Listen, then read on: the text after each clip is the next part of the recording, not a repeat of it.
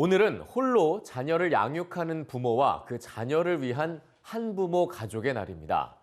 이혼 후 자녀를 기르면서도 양육비를 받지 못하는 한부모와 그 자녀들에게 우리 사회가 할 수 있는 게 무엇인지 고민해 보는 날이기도 하죠. 지난해 10월 양육비를 주지 않는 이른바 나쁜 부모들을 형사 고소할 수 있도록 법이 바뀌었습니다. 10년이 넘게 양육비를 주지 않은 첫 형사 고소 사건의 피고소인은 재판을 앞두고서야 1억 원에 육박하는 양육비를 지급했습니다. 박광주 기자의 단독 보도입니다.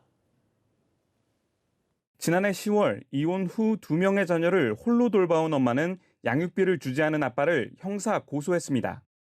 10년이 넘는 기간 동안 밀린 양육비만 1억 2천여만 원입니다. 양육비를 주지 않는 아빠나 엄마를 형사 고소할 수 있도록 법이 바뀐 후 이뤄진 첫 고소건, 이른바 1호 사건입니다. 뼈를 깎는 마음으로 살았다는 표현이 맞을 것 같습니다. 양육비 미지급은 아이들을 정서적, 경제적으로 학대하는 것입니다. 법 규정대로 엄격한 형사처벌을 부탁드립니다. 이 사건은 이후 검찰로 송치됐고 이번 달에 검찰 시민위원회를 통해 기소 여부가 다뤄질 예정이었습니다. 사건이 형사재판으로 넘어가게 되자 아빠는 남은 밀린 양육비 9,600여만 원을 모두 보내왔습니다. 그 큰 금액이 한 번에 입금이 됐어요. 감옥은 들어가기 싫은가 보죠 뭐. 형사 고소 이거 보통 일 아니에요. 이렇게까지 안 오게 만들어야 되고 법이 진짜 아시다시피 이행명령, 감치명령 그 사안들이 좀 높아요. 여기까지 와야 해결되잖아요. 얼마나 지치고 힘든지 가슴이 벅차네요.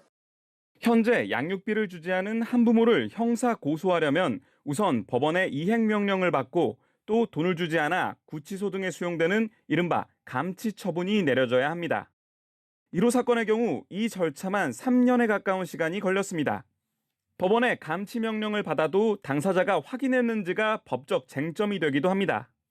형사고소 3호 사건의 경우엔 고소당한 비양육자가 경찰에 출석하지 않으면서 사실상 사건이 멈춰버렸습니다. 조사를 하려고 숱하게 노력을 했는데 안 나와요. 소재지도 밝히지도 않고 체포영장을 신청해가지고 소재를 추적해서 검거를 해서 조사를 하려고 했는데 2번이나 이제 기각이 됐거든요. 감치명령 결정문을 적법하게 이제 그 사람한테 도달해야지 이게 도달한 걸로 본다. 비양육자가 주소지를 숨긴 채 연락을 끊으면 어찌할 방법이 없습니다. 감치명령이 없이 형사처벌을 받을 수 있도록 하는 법 개정안이 추진되고 있지만 아직 국회 발의조차 되지 못했습니다. 요점은 양육비를 지급했느냐 안 했느냐 그게 고의이냐 이 부분에 대해서 봐야지 법원으로부터 감치를 받았는데 감치받은 사실을 몰랐다. 이것이 양육비 채무 불이행의 그 형사 그 고소의 그 면죄부가 될 수는 없잖아요.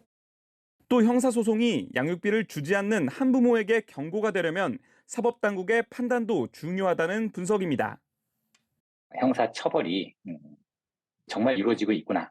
그리고 그렇게 해서 사람들이 조금 더 양육비를 이행하는데 그 강제성을 띌 수 있도록 제도적으로 정착시키는 것, 이것이 현실적으로 제일 지금 당면한 양육비 채권자들의 과제가 아닌가. 국가가 양육비를 우선 지급하고 채무자에게 돌려받는 양육비 대지급제가 시급하다는 지적입니다. 국회가 법을 만들고 한 걸음 뛰었다고 했는데 법을 완성하는 과정에 시행령이나 여러 가지 부족한 부분이 오늘 많았습니다. 법을 다시 우리가 개정을 해서라도 빈곤가정, 특히 한부모 가족에 대한 지원 정책을 꼼꼼히 챙겨야 되겠다. 지난해 양육비를 준 경우는 40.3%로 아이를 돌보는 한부모 10명 가운데 6명은 양육비를 받지 못했습니다. EBS 뉴스 박광주입니다.